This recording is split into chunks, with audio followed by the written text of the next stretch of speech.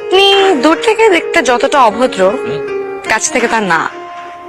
Sorry সকালের ব্যাপারটার জন্য। আরে কোনো ব্যাপার না, এটা বিয়ে বাড়ি, এগুলো না হলে মজা করতে কথা বলি। এই টিপ পরেন, টিপ শাড়ি, পরি তো। লাল টিপ, লাল শাড়ি, সাথে লাল চুড়ি, আপনাকে মানাবে। জি। আপনি বাইরে দিয়ে যেমন, আপনি কিন্তু ভেতরে এমন না, জানেন তো। কেমন মনে হয় তাহলে? অনেক বেশি ইমোশনাল আপনি ভেতরে। তাই নাকি?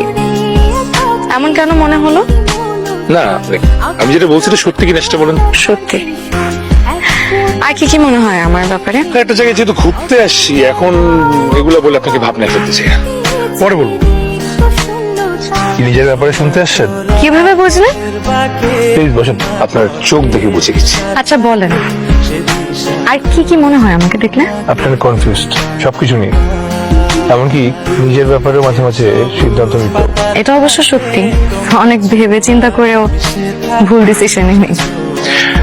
আপনার হাসিটা অনেক বেশি সুন্দর, আপনি হাসতে পছন্দ করেন। আপনি হাসতে হাসতে চেয়ার থেকে উপরে গেছেন।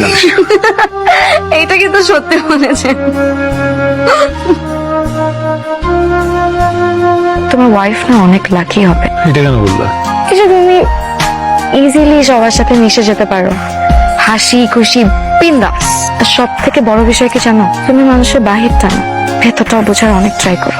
আমাকে তোমার কেমন